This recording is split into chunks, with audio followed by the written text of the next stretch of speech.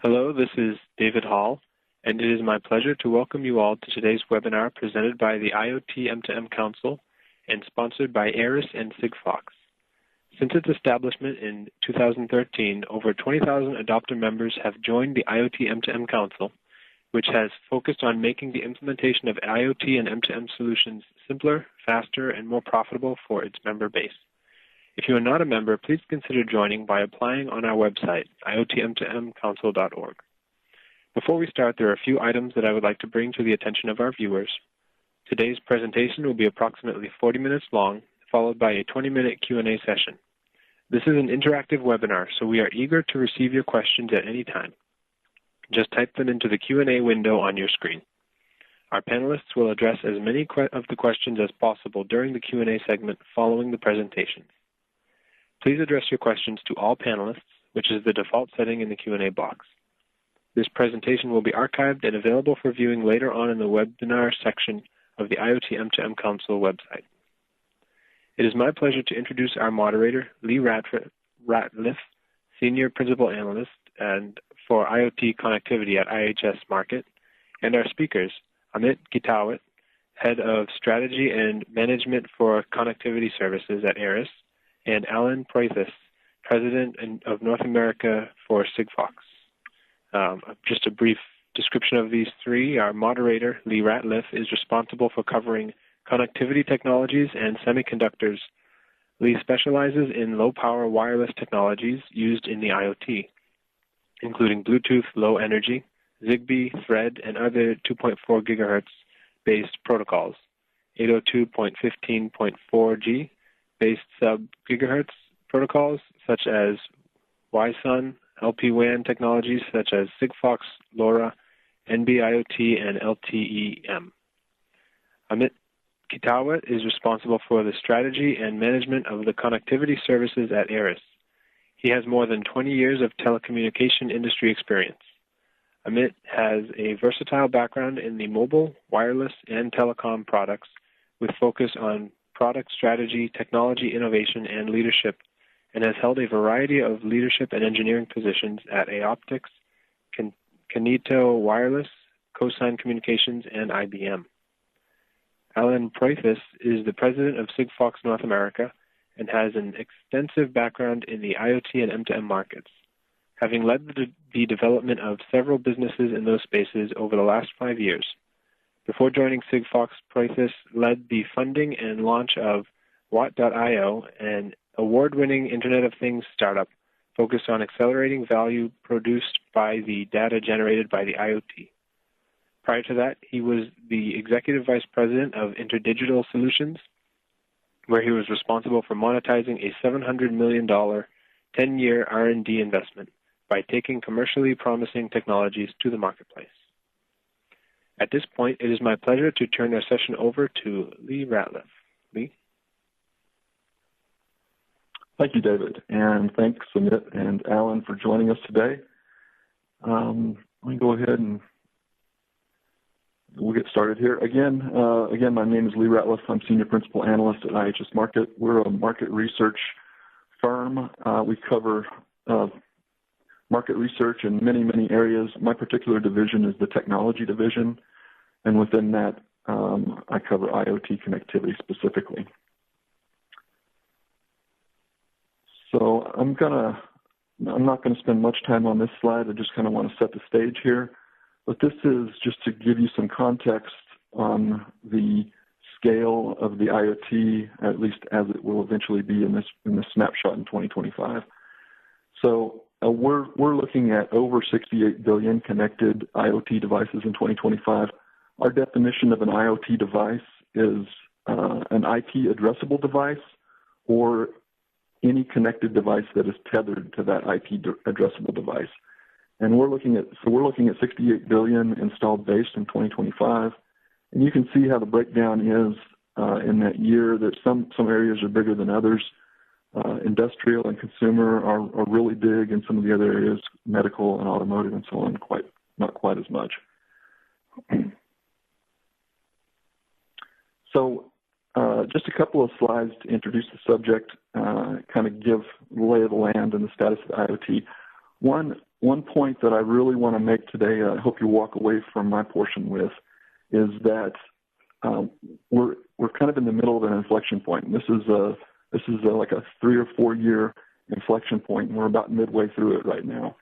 We're at the point where the IoT has existed for a number of years. However, up until now, we've been using existing technologies, and we've really just plucked the low-hanging fruit of the IoT and really just kind of scraped the surface on what's possible with those technologies. Really, there's two paradigms here in use today. One is IoT that is addressed by broadband access coupled with short-range fixed wireless. And so good examples of this would be in the home and the enterprise, where you have really good broadband, typically wired broadband access to the building or to the campus or whatever. And then you have a short-range wireless, typically Wi-Fi, that is doing local connectivity within that. Some obviously you have Ethernet and other technologies as well.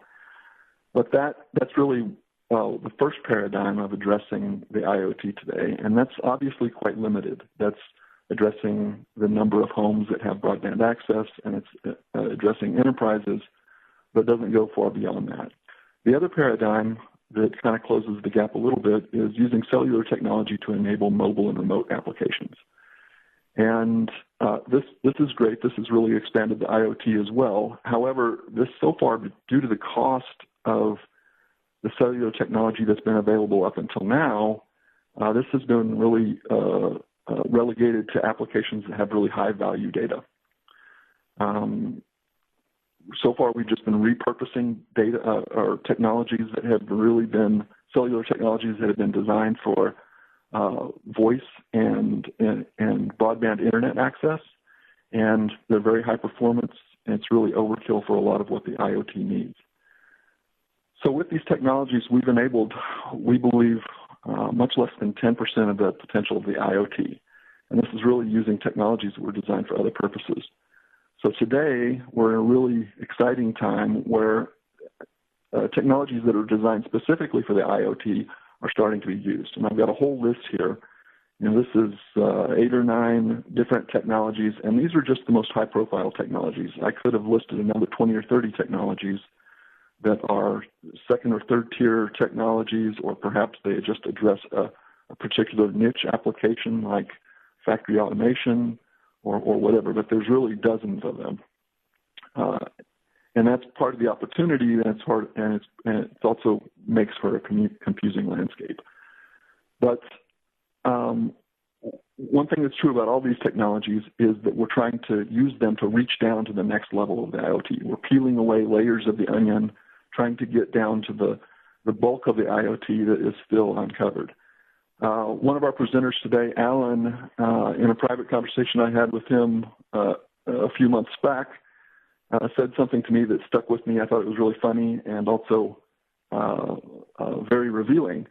And he said, there's the information superhighway, and then there's the dirt road coming off of that highway. And he said, Sigfox is that dirt road. And he said that in a joking way, but there's a lot of truth to that. And when you think about it, there's a lot more dirt roads than information superhighways, than freeways, for instance, and they connect a lot more of the world. And they're absolutely necessary. They don't serve the same purpose, but really they're reaching out to much more of the world than the freeways are. So I'll move on to the next slide with that thought in mind. Some people quite often ask, what does this mean for people who are trying to implement the IoT? This transition going from these technologies that primarily are serving platform type devices that are unconstrained, and now we're moving into a world where we're having remote applications and dispersed applications. Mains power may not be available. So it has to be a very constrained application. Not much of a microprocessor, not much of a memory, perhaps battery operated or even energy harvesting. what's important now? Well, typically important is low power consumption. That's right at the top of the list. Quite often, especially for industrial applications, you need a battery life of at least 10 years. I've seen requirements of up to 20 years. And then ideally, you'd like to enable batteryless energy harvesting because these applications are so remote and often difficult to get to. It would be nice if you didn't have to change batteries at all. Low cost is another big point here, and everybody says low cost is important in every industry, but it's particularly important to get to the next level with IoT, because to peel those layers away from the IoT and get down to those applications that have low value data and enable those to be connected, you really have to come up with a low cost solution. And cost in this case is not just the hardware cost of the node, which is what people immediately think about, but you also have to think about provisioning and ongoing service. So it's really a three prongs there that you have to address all of those. And if you have a cheap hardware solution, but your provisioning and your ongoing service is expensive, you haven't got something that's going to scale. You really need to get all three of those as inexpensive as possible. Next is long range. As I said, many of these applications are rural or dispersed. One of the areas today that's being connected with great success is energy and oil field applications, solar farms, and these kind of things. And they're almost always rural. They're quite often too far apart to be addressed by a short-range technology like Wi-Fi, and they're often not served with mains power. So all of these points come into play here. And finally is basic, robust security. So security, I think we all agree, is extremely important. There's 2 points I'd like to make on security, and the first is your biggest job in the IoT and security is prevent a scalable attack. If you can do this, you've done 90% of the work. Just one anecdote that I like to give is the UK is doing a huge smart meter rollout right now, tens of millions of smart meters throughout the country. Last year, it came to light that they were planning to do this rollout using the same private key in every smart meter. The GCHQ, which is the UK's equivalent of the NSA, discovered this, and they encouraged them to use a unique private key for each smart meter, because by using a single private key, they were making every single smart meter in the country vulnerable to an exploit.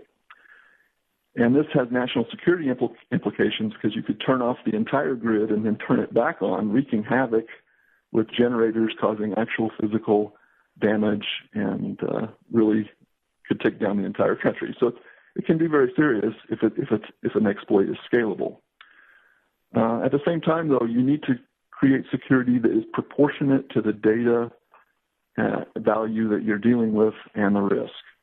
So assuming you've prevented a scalable attack, then you need to ask yourself, how valuable is this data? What is the risk if this one node or just a handful of nodes are exploited? And come up with a security arrangement that is tuned for that level of value and risk.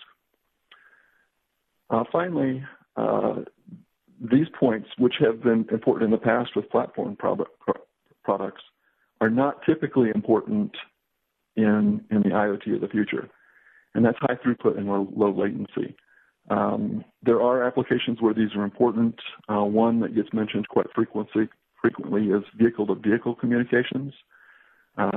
Obviously, if you're in an autonomous car and the car in front of you slams on its brakes, you only have milliseconds to react. And so latency becomes very important. High throughput can be important in some vehicle-to-vehicle applications.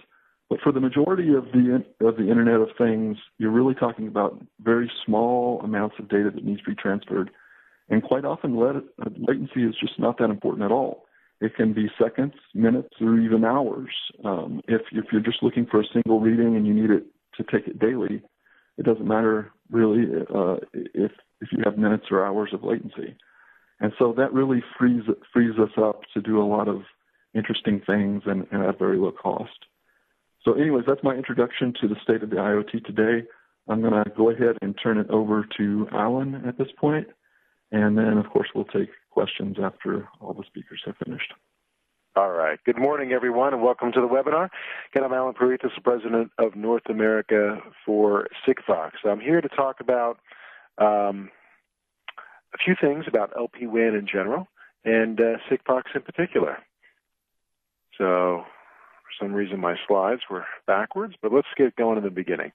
So LP WAN exists to solve problems. And let me start by saying that we like to refer to the Internet of Things as this sort of mature, defined space where it's similar to maybe many other mature technologies we all are very familiar with.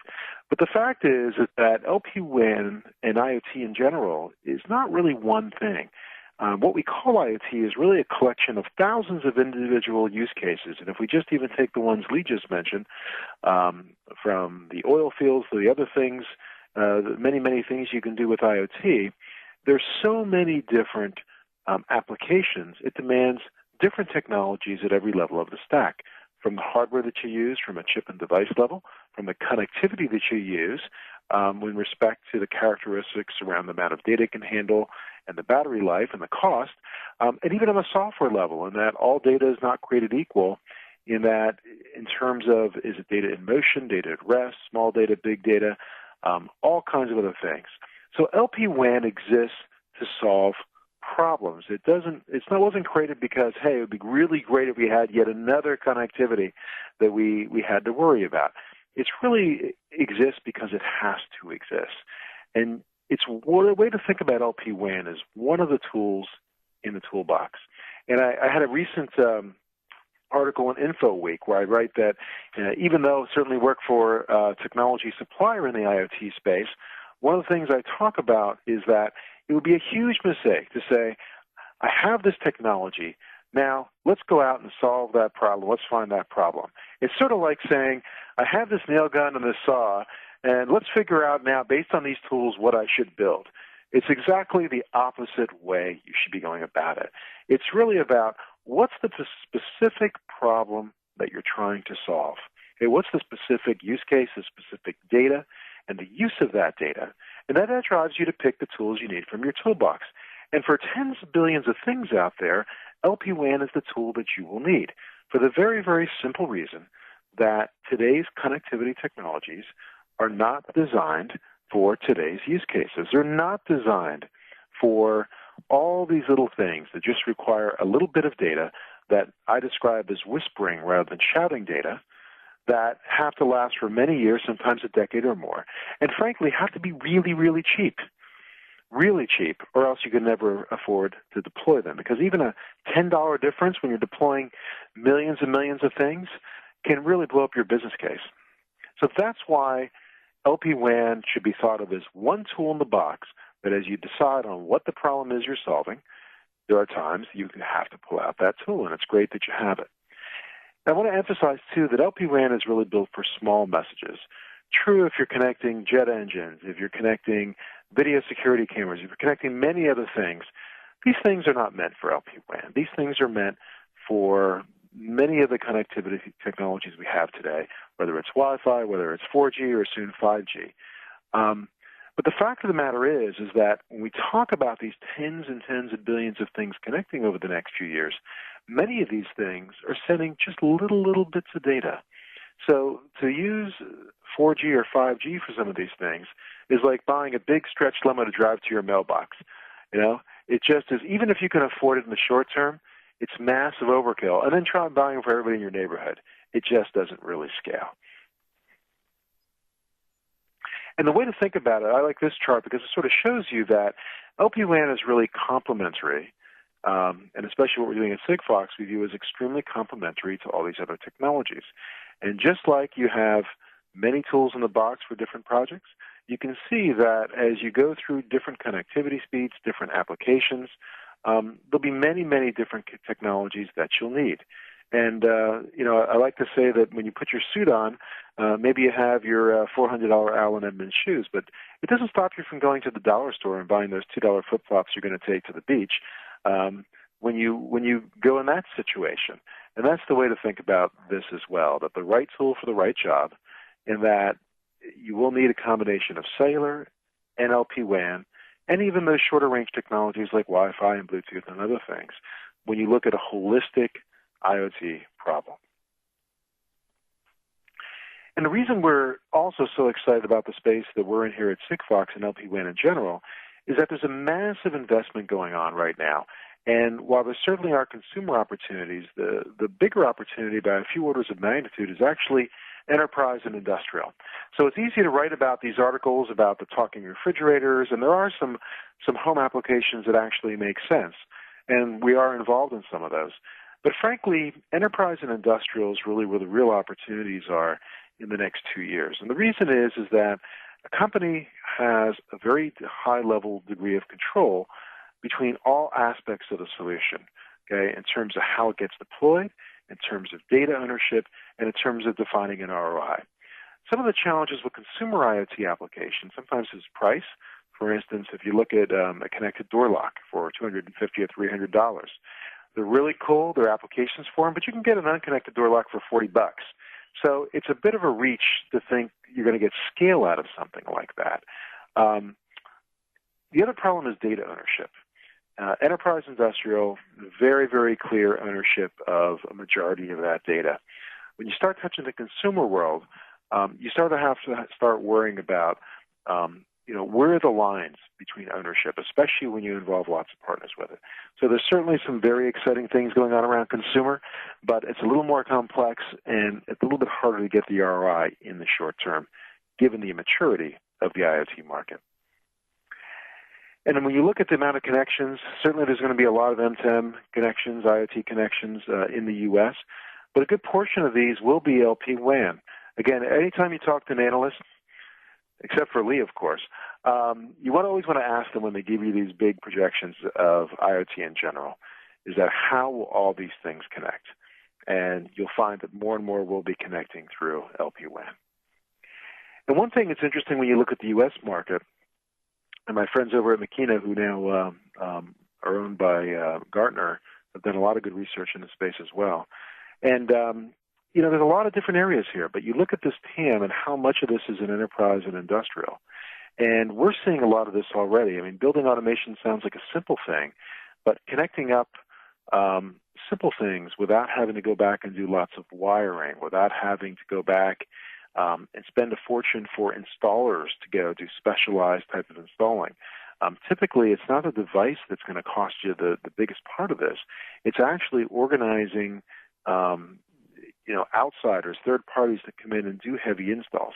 So it's another great advantage of LPWAN that if you can just sort of stick stuff up that doesn't need to be plugged in, that doesn't need a lot of configuration, it really drives adoption and drives cost out of the whole cost of ownership of deploying a solution.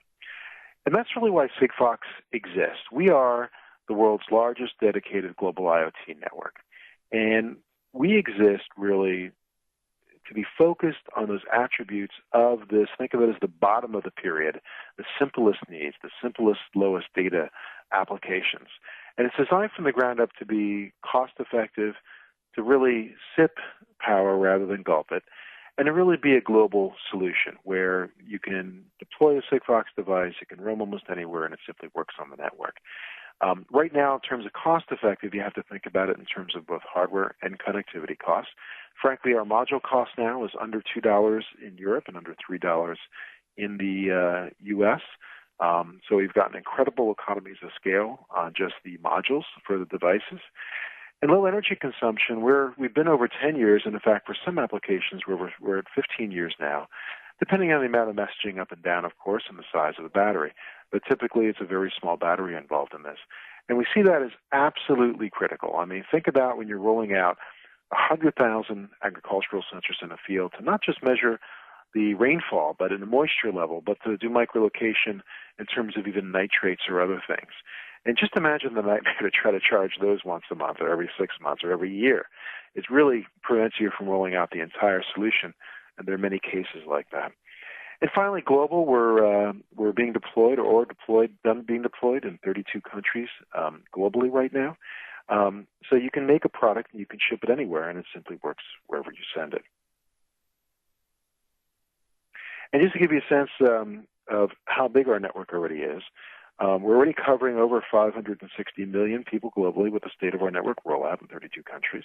And by the end of the year, we'll be over 2 million square kilometers of coverage. So most of Western Europe is pretty much done at this point.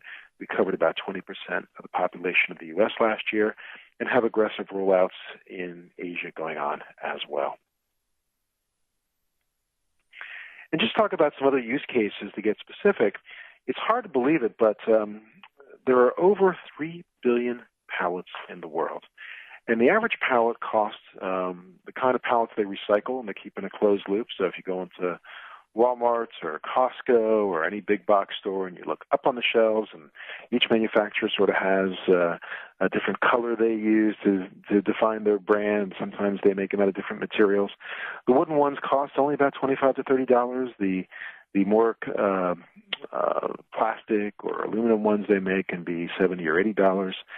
And in the U.S., they lose about 10% of those a year. In Europe and Southern Europe in particular, they lose as many as 30% of these a year. So you could never connect these with existing technologies because it's just too expensive on the hardware and the connectivity side. And frankly, the battery will never last long enough. And it always begins, and logistics, I think, is one of probably the best use cases for LPWAN technology, but it always begins where, where's my stuff? Because I'm losing some of it. But it very quickly evolves into, what's the state of my stuff throughout its journey? What was the state, whether it's you're sending vegetables from a farm or medicines or consumer electronics, what was the state of that stuff in terms of temperature, humidity, vibration, light exposure, all kinds of other things you can measure. And I like to think about the data, while it's very small data, it's sort of like grains of sand on the beach, where 1 or 2 grains may not change a whole lot for you, but when you start putting all these grains of sand together, all of a sudden you have an incredible beach. And that's really what LPWAN enables.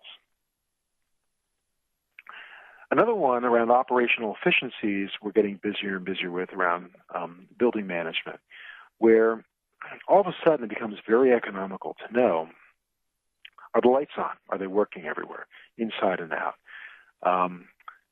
Is the garbage full in terms of customer-type environments where if they think that the garbage is full, they think you have a dirty kitchen? Are the doors shut that should be shut? Many, many other little things like that where you can basically retrofit almost anything you have very simply, very quickly with an LPWAN-enabled sensor. And all of a sudden, you have this very intelligent data. Just think of how much time it takes in the average airport to even know that there are paper towels in the dispenser in the bathroom. All these little things drive massive, massive efficiencies operationally when you can have all this information as part of your building. And one other use case I'll mention is that we have one partner of ours who has over 20 million gas tanks. All kinds of gases used for everything from manufacturing to hospitals. And think about air as a service, oxygen, even knowing where are these canisters of oxygen? How much stuff do they have in them? If you think about the way this is done for any kind of canister today almost, you have some guy driving around with a hammer and, yeah, it's about half full. Again, you have to stop at every single one. Just imagine knowing where all this stuff is, how much material is left in that tank. And so you can guarantee a very high service level to your customers that they're always going to have X amount of oxygen in their tank. So it's all these simple things that have a wide diversity of use cases, wide diversity of industries, where I think you're going to see LPWAN shining over the next few years. So that's just a brief overview of LPWAN and what Sigfox is doing. And at this point, I'll hand it over to Amit. Okay, good morning all. Welcome to the webinar. My name is Amit Kitawat. I'm a head of products at Aeris. And today I'll be talking to you about LPWAN in general, but also trying to answer some of the key burning questions around the emerging technologies for LPWAN. Okay, a little bit about the company itself. Aeris is a global IoT solutions provider with about 275 people, mostly in engineering, and headquarters in the Silicon Valley with operations around the world.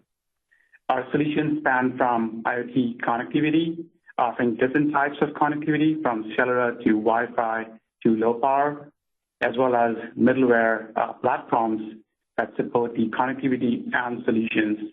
And lastly, the end solution and applications as well. Just a proven history of, a lot of IoT deployments, 10 plus million assets on our network, handling over 1 billion messages already today per day, with an operational reach in about 180 countries. Aeris today ranks in the top 10 in terms of IoT devices under management worldwide. Here are some of the key questions we've been hearing. So basically there's a lot of uncertainty around the emerging technologies for LP1. Mainly the questions center around what technologies are getting deployed today, and which applications would get the most benefit from these emerging technologies.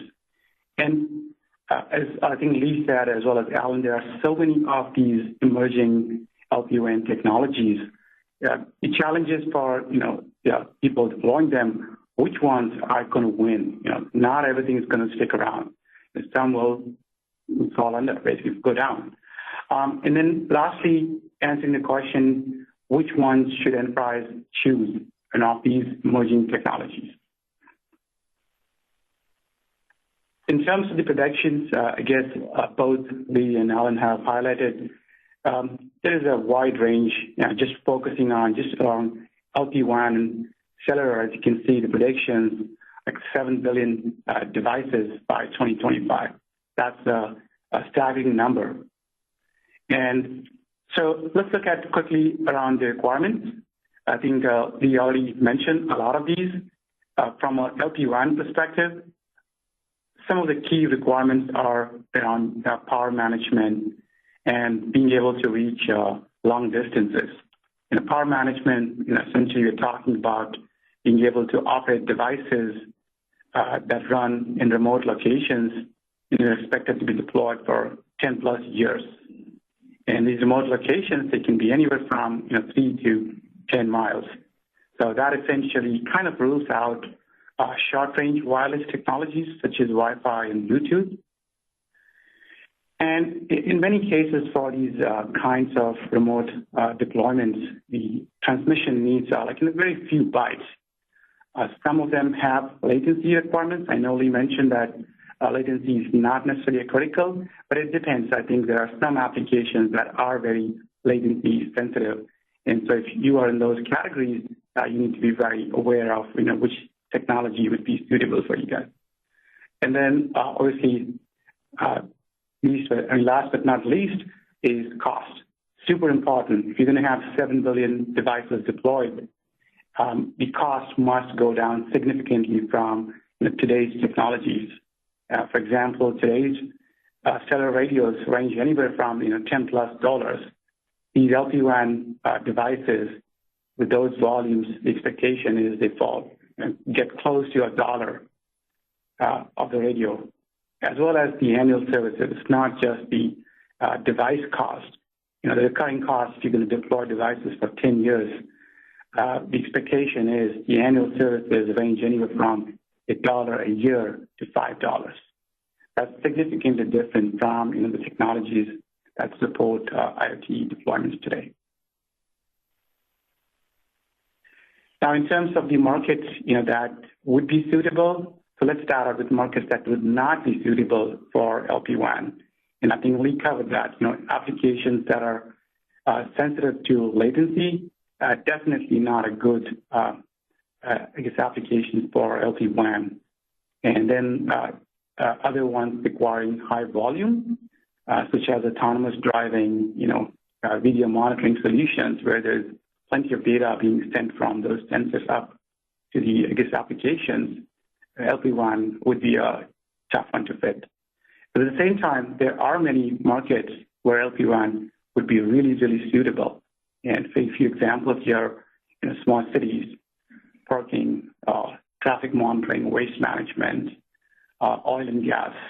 And there are quite a few, basically, the ones which transmit low amounts of data deployed for deployed over long distances and expected to be around for a long, long time in either powered or unpowered devices. This next shot is a lot of information there. Let me break it down for you. Essentially, there are two categories of emerging technologies from an LPWAN perspective. We put them in unlicensed LPWAN technologies and licensed, essentially, cellular technologies. Of the unlicensed, what this shows is just a handful, in fact, 3 of the maybe dozens of unlicensed technologies that are out in the market. And then from a licensed perspective, that is then obviously much more narrowed down, well standardized by this 3GPP, and we are starting to see ecosystems supporting these licensed technologies. In terms of the requirements, it's mostly very consistent across all these technologies, whether it's unlicensed or licensed. You can see most of them support a range of more than 10 kilometers. From a spectrum perspective, obviously the unlicensed ones today operate in what's referred to as the jump band, the ISM band, ranging from the 868 to 915 megahertz. Most of them do that, with the exception of the RPMA technology that runs on your 2.4 gigahertz, which is where a lot of the Wi-Fi deployments also exist. Licensed ones, obviously controlled, managed, preventing interference and well-defined standards around it. In terms of the bandwidth these technologies can support, you can see they can support anywhere from, from a data range perspective, a few bytes all the way to close to 250 kilobits per second data range. Battery life, pretty much consistent across the board. You can see they all support or can support over 10 years of battery life. Now, the key question is in terms of what is the status of these technologies? As you can see, the unlicensed one, mostly private. There are a few public deployments in select countries in EU, and US is just starting to see a few public deployments as well. Licensed technologies, on the other hand, LTE-M in particular, several carriers have already announced public deployments since 2016. The NB-IoT and the ECGSM, those are relatively new. It's recently standardized, and the expectation is there will be rollouts by end of 2017 and going into 2018. But I think it's gaining steam. There is a lot of backing around the license. We'll talk more about what the key consideration as enterprises look to deploy some of these technologies. In terms of factors that enterprises should take into account, obviously there are 2 or 3 categories.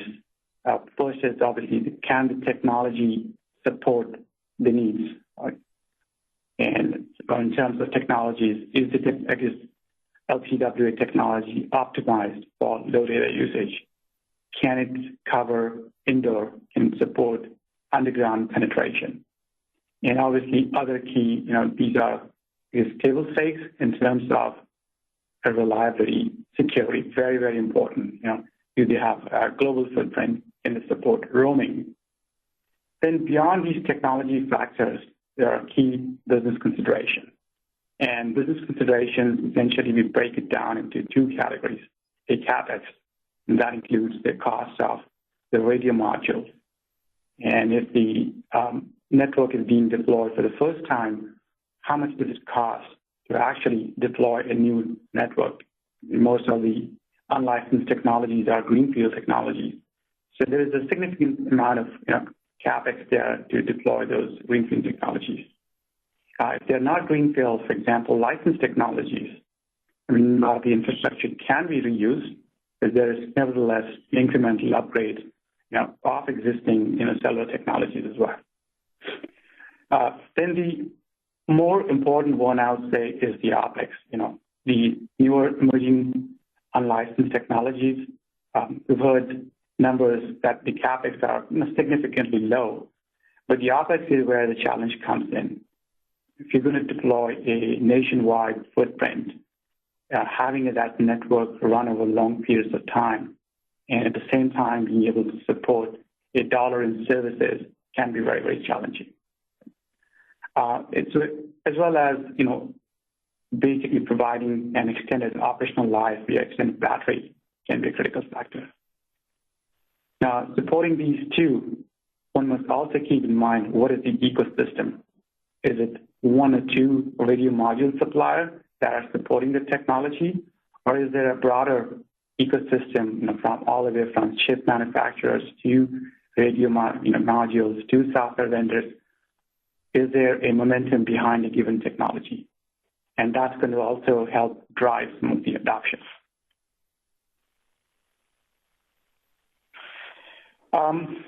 Now, for the vast majority of the LTWA technology, the promised land is $1 radio module with $1 annual services. And how does that get accomplished? Typically starts with a critical volume. These are all volume-based numbers. Now, in order to get to those volumes, there's a need for widespread adoption. When I say widespread adoption, it's not just the end consumers who are adopting technologies. The suppliers must also adopt those technologies and support that, and that's going to help with the critical volume. But in order for that adoption, one of the critical elements will be widespread coverage, because if you have pockets of technology coverage, it's going to create challenges for widespread adoption. And how do you go about creating that widespread coverage? As we discussed, there's a need to do a significant investment in both CapEx and OpEx. So plenty of investment needed to provide that widespread coverage. Now, investments are always justified with, what is my ROI? And that, again, brings us back to the critical volume. So we think ultimately economics will play a pivoting factor in breaking this vicious cycle.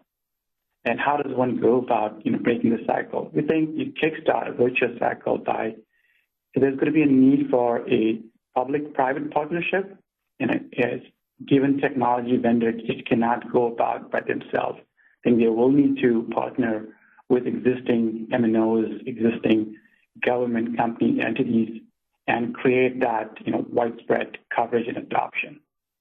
And then secondly, from an enterprise perspective, there's so much uncertainty on which technology will win out.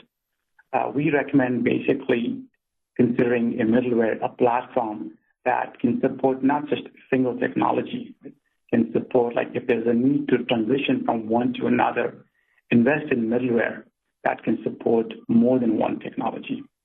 And essentially, the other element to keep in mind would be ensure that technology is able to drive OpEx costs to near zero, and which can be very, very challenging. So concluding, I think the way it's looking like is licensed LPWA seems to be a long-term winner. It's very early indications, but there is a strong ecosystem that is supporting licensed technologies, all the way from chip manufacturers to, obviously enterprises and service providers and radio module vendors. And generally, there's more, because it's well standardized, seems to be global adoption. At least there's an early trend around that. So we think that the devices and applications must plan for these licensed LPWA technologies. The unlicensed, on the other hand, we still think, I think Lee mentioned it earlier as well as Alan, the dirt roads. There will be several dirt roads, but you have the right vehicle to be able to ride on those dirt roads. So we think there's certainly a lot of niche verticals that will have utility for these unlicensed technologies. But one must, again, keep in mind, what is the coverage for these unlicensed? Well, they really win out in the long term. Are they going to be around 5 years from now? Is the device ecosystem, will they be around in 5 years' time? So all of these are key consideration when looking at unlicensed technology. technologies. And as we said, always keep in mind, that if you have a need for more than one technology, definitely, consider putting a middleware platform. And then finding a right platform, I guess, along with a partner that can help you navigate through these uncertain times, I think is a very, very critical decision for the enterprises. For Q&A, please feel free to reach out to our sales team in the U.S. as well as globally in Europe. That's all I had. Now I'm going to hand it back to David here. Okay, Amit, this is Lee. I'll go ahead and kick off the Q&A session. Thank you for your presentation. Well, Alan, very informative. Now, we only got about 12 minutes until the end of the call, so I'm going to encourage you to be brief in your answers, maybe 1 to 2 minutes answers per question. I'm just going to go ahead and jump into it. First question, are the current Sigfox networks dense enough to ensure good building penetration? Alan? It depends where you are. So in the places where the network's built out, actually it's very good. In fact, our number one use case is actually the backup for Securitas home alarm systems. And over, we don't release the exact number, but over 1 million units deployed now, all inside houses. So frankly, as the network gets built out, it's actually a great use case because of the band we run it, and being an ultra narrowband technology has very good indoor penetration. Okay, thank you. So next on the list is rural coverage as a key requirement. Again, Alan, this one's probably for you. Does Sigfox have a coverage map for the U.S., and how do you serve applications in places where you don't yet have coverage? Yeah, if you just go to sigfox.com, you can actually see the coverage maps. They get updated every week or two, so there's just a tiny lag on them. And you can see, what we're doing all over the world, including the U.S. For rural areas, it depends on the coverage. So if we don't have coverage in a place, because we're talking about a antenna from my elbow to my hand, it's only about 26 inches long you put up in a lunchbox, basically size little box. If we don't have coverage somewhere, typically the customer will just let us throw up in a couple antennas wherever we need to throw them up. Or if they don't have a facility there, it's not that hard to find a place because of the variety of partners we have for sites. So that's typically the way we deal with it. The other thing about rural coverage is you typically get much, much broader coverage from a single antenna because you don't have a lot of buildings, and especially if it's flat. So if you're in the Midwest doing rural coverage, or flat plains somewhere, it's especially easy. Okay, great. Thank you. So, Amit, this next question might be better for you. Of course, if either of you have responses, go ahead and chime in. How much data does the $1 to $5 per year service cost assume? I think this was, Amit, from your presentation. Yeah. Is it, absolutely, in terms of megabytes per month? Right. So this typically assumes less than 1 megabyte per month. And less than 1, it can be a few bytes to a few hundreds of kilobytes. That's the assumption. And we're talking about annual service costs here. Right. So $1 to $5 per year, based on less than 1 megabyte per month. Is that correct? That is correct. Okay. And that serves the majority of the applications that you see? Yeah, for LTE-WAN, I would say vast majority of those applications we see are typically less than a meg a month. Okay, all right, thank you. So, Alan, this one might be best answered by you. This is regarding location capabilities, and you mentioned asset tracking and pallets and that kind of thing. Does Sigfox have those location capabilities today, or do you require extra hardware for location? What's the story on that? So there is native location in every Sigfox device just based on algorithms, network-based algorithms. So it depends on the kind of location you need. For many people in these kind of very low data applications, sort of getting, within, a few hundred meters of location accuracy is good enough. In those cases where you need better accuracy than that, and there are some, there are a couple other ways to do it. About half of all Sigfox deployments are with other connectivity technologies. So in some cases, you may have Sigfox partner with Wi-Fi, and so when a particular moving device hits a distribution warehouse or some other centralized location, you may just use the Wi-Fi when it's within that particular campus. And at that point, you use Wi-Fi for very accurate location, but you're not using it very much so you don't kill the battery. The other option, of course, which does happen sometimes, is that when you need better accuracy, is to partner GPS with a Sigfox module, because the GPS location information can be very easily handled by the Sigfox connectivity. Again, if it's on a battery and you're pinging GPS nonstop, probably not going to work out well for you. So a lot of times people use the GPS on an exception basis. I don't know where my thing is, so I'm going to fire it up now and ping hard so I can find it. Or based on sensor data triggering a GPS response. My dog has run out of the yard, and now that it went out of this certain level of activity profile, now you fire it up. So there's a number of ways you can do it. Okay, so without using other technologies, Sigfox has the built-in capability to do an algorithmic type of limited resolution location that may be good enough to know, for instance, that the pallet has been delivered to the warehouse because it's arrived within a few hundred yards. Exactly. And it's the same concept really in some ways with security. We have a lot of security built in on the device side and certainly the back end. But security becomes what you want to pay for. So if the 128 AES encryption is good enough on the device, and it is, that's great. But there's a different level of cost tolerance for you if you're doing that sensor in a field versus the vice president's pacemaker. And so it's completely determined by the end customer, how much they want to spend on security. So there's a good base level, and then you can add on a hardware or software basis for what you want. And I would take a location the same way. It's fully supported from, a foundational level to the extremely high level. And it's a matter of sizing both the location and the security functionality for the right application. Right. Okay. Thank you. Okay. So this is a question that may apply to both of you. This is regarding unlicensed spectrum in the sub-gigahertz range.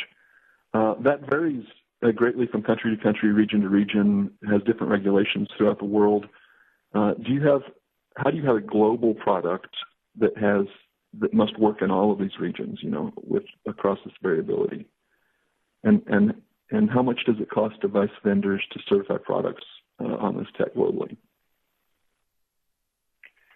So for us, it's basically driven by software, and there's basically two basic approaches. One for the ETSI, European, Middle East, Africa is basically 868 megahertz, and in the U.S. we're 900. In the U.S., you need a small power amplifier, which is why you have closer to a $3 rather than a $2 module cost. And it's simply a software function that can detect where you're at in the world. You have some slight modulation differences in a handful of countries, but for the most part, everybody's either running an 868 or 900. Okay, so just by knowing where you're at, you can use software to configure the device according to local regulations. But exactly. In general, you see broadly the same regulations within large regions like North America and Europe. And even Latin America. I mean, anything we run in the U.S. runs perfectly all across Latin America. In fact, it also runs in Australia and New Zealand with just the slightest bit of tweak. And for ETSI, it's the same thing all across Europe, Middle East, and Africa. So it allows you to develop very cost-effective ecosystems behind those devices since it's so concentrated. So again, there are some exceptions that have maybe a slightly different modulation scheme. Like I think Indonesia is one of them, and I'm not an expert in every one of these because they tend to be in that part of the world. Japan also can be just a tiny bit different, but for the most part, these differences are differences very easily solved with software. And they're all still very closely in the same family in terms of the spectrum that it uses and the modulation. Okay, thank you. And Amit, this question's for you, although of course Alan can jump in. Why should companies utilize an LPWAN technology, and I'm assuming this is an unlicensed LPWAN technology, versus NB-IoT?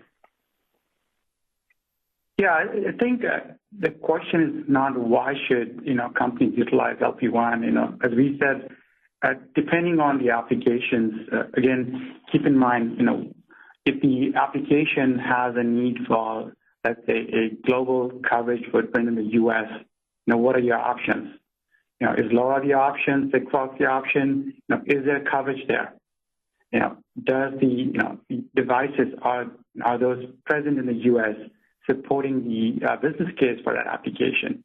So it's not about should I be picking Sigfox? It depends on the application, what the deployment is. If it is localized, if it's like, for example, private utility companies, good enough to have localized coverage, and it's good enough to utilize a private Sigfox, or even for that matter, private LoRaWAN network. So it all depends on the application. I wouldn't say that, hey, given an application, this is the right technology. I think we are not there yet. On the other hand, NB-IoT is being treated more like cellular technologies. The expectation is it's going to be a retrofit on existing cellular. So essentially, you would have a global footprint to begin with, and the ecosystem is being primed right now. Just like you have many cellular devices, the expectation is there will be many NB-IoT devices supporting it. So the choices will be a lot more wider, but again, very early on, and it's going to take at least a couple of years before NB-IoT becomes mainstream. Okay, thank you.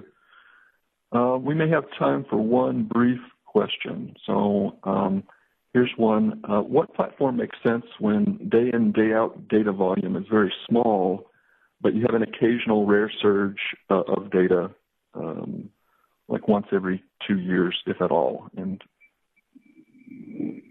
yeah. So I guess you have to see the need for a platform. The platforms serve many purposes.